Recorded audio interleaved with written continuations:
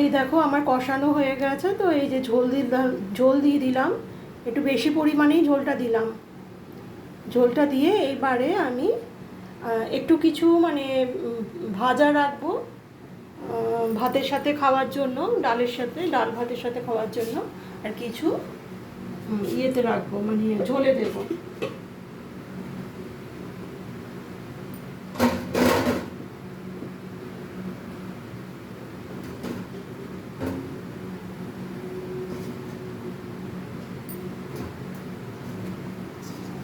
এই দেখো আমি 4টে বড়ার মতন রেখে নিয়েছি খাওয়ার জন্য ডাল ভাতের সাথে, আমি আর মাসি।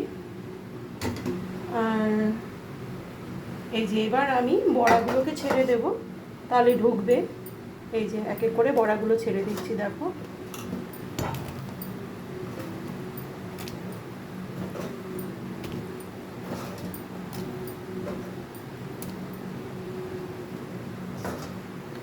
ব্যাস, এই তো বড়াগুলো ছেড়ে দিলাম।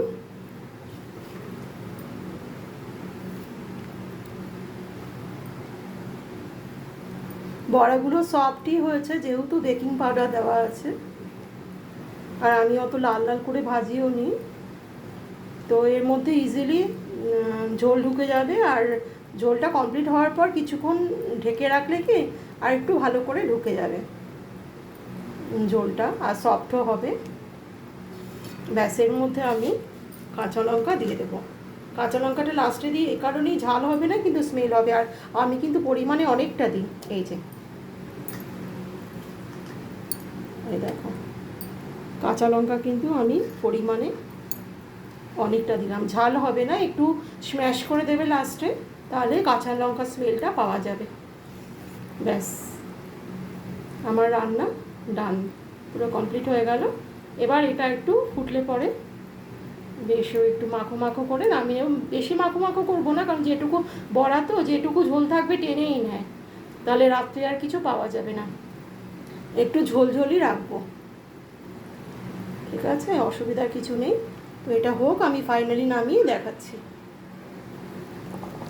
আমি কিন্তু নুনও দিয়েছি, নুনের কথাটা বলতে ভুলে গেছি। আর এই দেখো অল্প চিনিও দিয়ে নিচ্ছি। আমি কিন্তু বড়াতেও চিনি দিয়েছি, আর একটু ঝোলেও আমি চিনি দিই, একটু মিষ্টি মিষ্টি হলে খেতেও ভালো লাগবে। ব্যাস, ফাইনালি আমি নামিয়ে দেখাচ্ছি। এই দেখো, গরুর জন্য আমি ভাত নিয়েছি, আর আমার বড়ার তরকারি আর একটা বড়া দিয়ে গরুকে মাখিয়ে খেতে দিচ্ছি। এটা আমি রোজই করি, দুপুরবেলা গরুকে খেতে দিই, আর রাত্রেবেলা আর সকালেও তাই। যদি ওই কুকুর সামনে থাকে আমি কুকুরকেও খেতে দিই, রুটি দিই, নিজের হাতে বানিয়ে রুটি দিই, বিস্কুট দিই, এগুলো দিই কুকুর। মানে প্রতিদিন আমি সকালে আর রাত্রে কুকুরকে আর গরুকে খেতে দিই। এখন আমি কুকুরকে খেতে দিতে যাচ্ছি। এটা আমি গরুকে খেতে দিতে যাচ্ছি, আর সামনে যদি কুকুর থাকে আমি দুটো রুটি বানিয়েছি, ওই রুটি আর দুটো বিস্কুট আমি দিয়ে দেবো। তাহলে গরুকে আর কুকুরকে দুজনকে আমি কখনো কখনো একসাথে, যাকে যেটা পাই আমি, আর যাকে যখন যেটা পাই আমি দিয়ে দিই। আর ভাত আর রুটিটা আমার কম্পালসারি, এটা থাকেই আমার। তো ঠিক আছে, চলো আমি এটা দিয়ে আসি। তো এই দেখো, ফাইনালি আমার ছোলার ডালের বড়া তরকারি কমপ্লিট। মানে এটা কিন্তু পুরো, মানে আমি যেরকম প্রসেসটা দেখালাম, এইটাকেই যদি তোমরা ওই কেক প্যানের মধ্যে তোমরা করে মানে দিয়ে, এটা যদি ভাপিয়ে নিয়ে ছুরি দিয়ে কেটে ভেজে তরকারিটা করো, তাহলে পুরো সেম, মানে পুরো ধোকা হয়ে যাবে। কিন্তু ওটাকেই অত ঝামেলা না করে মানে পুরো টেস্টটা পাওয়া যাবে, অত ধোকার মতন ওরকম না কেটে না সেদ্ধ করে, একদম শর্টকাটে আমি বড়ার মতন করেই দেখালাম।